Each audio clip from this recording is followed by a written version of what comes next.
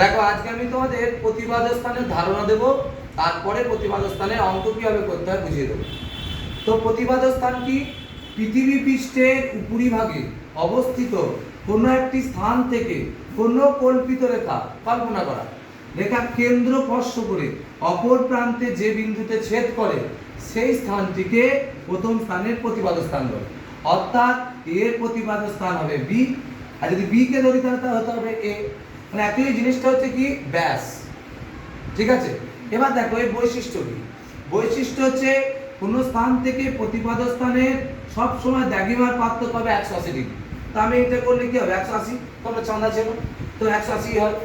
তাই কোনো স্থান এবং তার প্রতিপাদ স্থান দ্রাঘিমার পার্থক্য 180 ডিগ্রি আর সময়ের পার্থক্য 12 ঘন্টা। ধরো এ স্থানটা দ্রাঘিমা 88 ডিগ্রি 30 মিনিট পূর্ব, তাহলে প্রতিপাদ স্থান কত?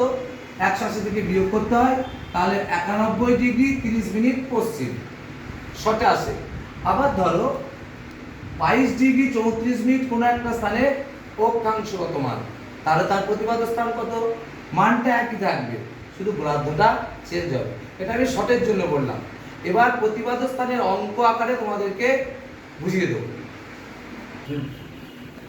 দেখো প্রতিপাদ স্থানের অঙ্ক। ধরো কলকাতা 88 ডিগ্রি 30 মিনিট পূর্ব, রাত্রি 8টা। তো কোনো একটা খবর কলকাতা থেকে সম্প্রচারিত হচ্ছে, তাহলে তার প্রতিপাদ স্থানে কখন সেটা সম্প্রচারিত হবে? তো কলকাতার দ্রাঘিমা কত? 88 ডিগ্রি 30 মিনিট দেওয়াই আছে, তাহলে তার প্রতিপাদ স্থানে দ্রাঘিমা কত? কি করতে হবে? 180 ডিগ্রি থেকে বিয়োগ করতে হবে। অনেকে দেখো বিয়োগটা ভালো করে করতে পারে না, তাই আমি সেটাও করে দিয়েছি। দেখো 180 ডিগ্রি আর এদিকে 0 থাকে, আমরা এটা কেটে 179 ডিগ্রি করে নিলাম, আর 1 ডিগ্রি মানে তো 60 মিনিট, তাই এখানে 60 মিনিট লিখে দিলাম। তারপরে 88 ডিগ্রি 30 মিনিট বিয়োগ করলাম, কত হলো? 91 ডিগ্রি 30 মিনিট। তাহলে প্রতিপাদ স্থানের দ্রাঘিমা 91 ডিগ্রি 30 মিনিট পশ্চিম, ঠিক আছে। পরে এই অঙ্কটা লিখতে হবে।